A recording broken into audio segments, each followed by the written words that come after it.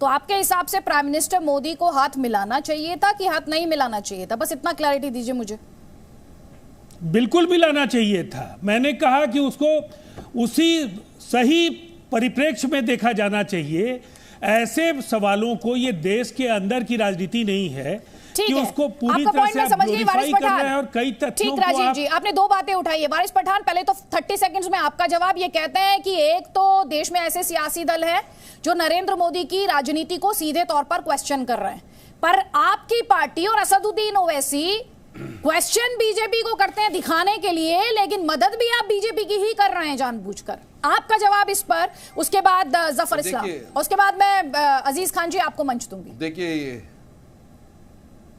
दो जन की बातों का मैं जवाब दूंगा। एक तो भाजपा के प्रवक्ता ने कहा कि अगर जिसको देश से प्रेम होगा तो वो इस तरह की बातें नहीं करेगा। तो सुनिए, हमको देश से प्रेम है ना, इसीलिए हम चाहते हैं कि हमारे देश के नागरिक की सुरक्षा बनी रहे, नेशनल सिक्योरिटी बनी रहे। हमारे देश के जवानों की जिंदगी हमको बहुत प्यारी है, हम चाहते हैं कि उनकी सुरक्षा बनी रहे। इसलिए हम चाहते हैं कि देश के प्रधानमंत्री, क्योंकि चाइना के साथ में बात कर रहे हैं, तो उनको लाल आंख दिखाएं, अपना 56 इंच का सीना दिखाएं, ताकि वो अंदर घुसपैठ करना बंद करे और हमारी नेशनल सिक्योरिटी का प्रॉब्लम नहीं हो। इसलिए हम लोग बोलते हैं, हमने बार बार क्या कहा, चाइना आ रहा है अंदर, एक पार्लियामेंट में स्पेशल सेशन बुलाया जाए, उसके ऊपर डिस्कशन किया जाए। क्यों मोदी जी घबरा रहे हैं, क्यों भाजपा नहीं चाहती है कि इसका डिस्कशन हो पार्लियामेंट में? क्योंकि कहीं ना कहीं वो लोग कोई चीज छुपाना चाहते हैं, बताना नहीं चाहते कि एग्जैक्ट क्या होगा। उनके मंत्री बोलते कोई घुसा नहीं, मगर घुसपैठ हो रहा है, रिकॉर्ड पे बात है।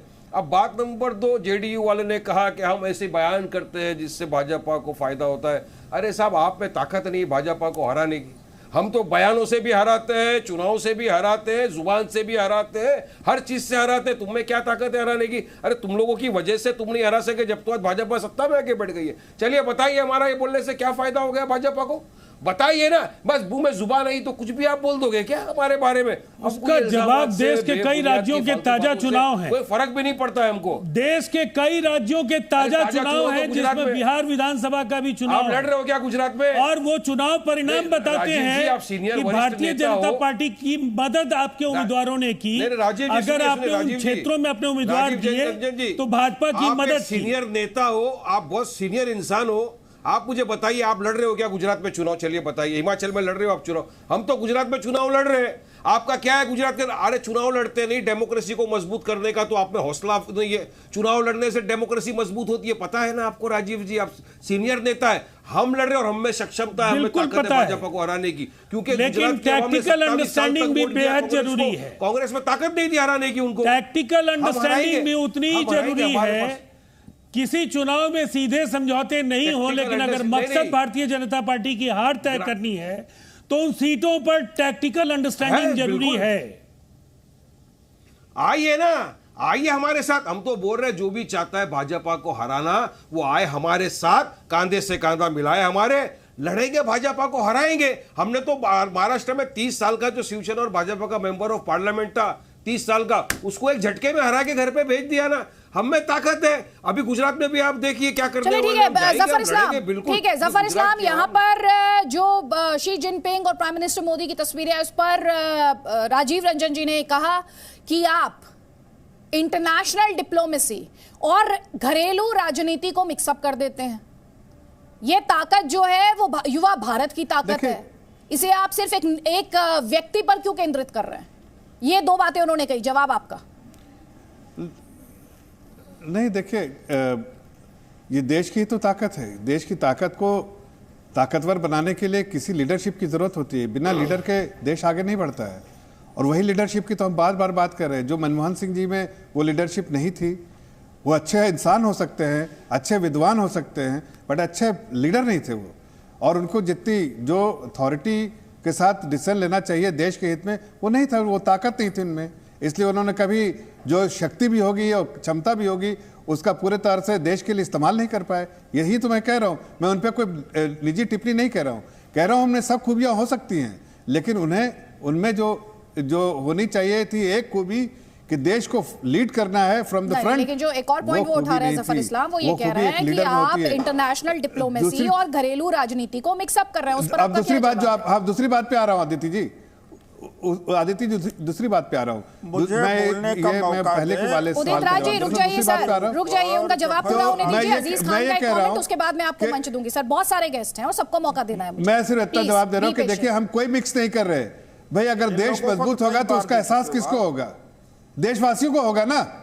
अगर देश मजबूत होता, अगर घर का कोई आदमी जो कमासुत आदमी है, अगर उसको उसकी क्षमता बढ़ती है, उसके पायदान ऊपर पायदान में जाता है, आमदनी बढ़ती है, लोगों में विजिबिलिटी बढ़ती है, उसकी पोजीशन ऑफ स्ट्रेंथ बढ़ती है, तो उसका डायरेक्ट फायदा घर के परिवार के लोगों को होता है।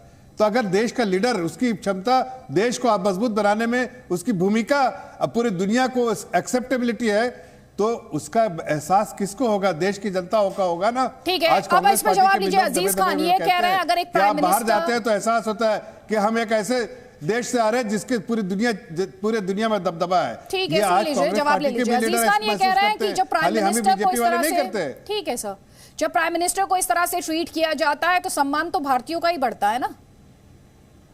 निश्चित तौर पर देखिए, दो तीन बातें हैं अभी जफर भाई कह रहे थे। देखिए, जब प्राइम मिनिस्टर किसी दूसरे देश में दौरा करते हैं तो उनका कोई निजी दौरा नहीं होता, वो देश का दौरा होता है। इसमें सब जानते हैं। और देश का गौरव बढ़ता है उनके क्रियाकलापों से और देश का गौरव घटता है।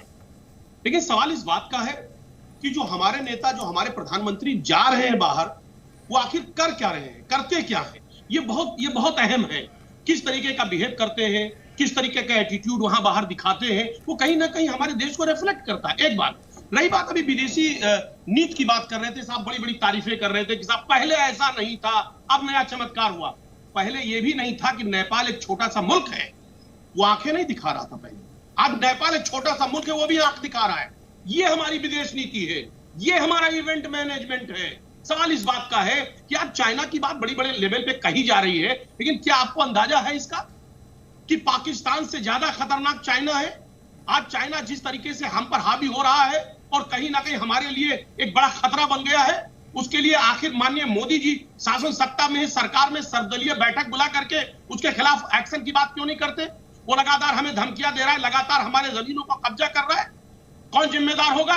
लेकिन सिर्फ हवा हवाई विदेशों में जाकर के, दूसरे मुल्कों में जाकर के साहब सिर्फ अपने देश की तारीफ करना कि साहब सड़क बना दिया, साहब रोजगार दे दिया, घर बना दिया, तमाम तरीके की बातें।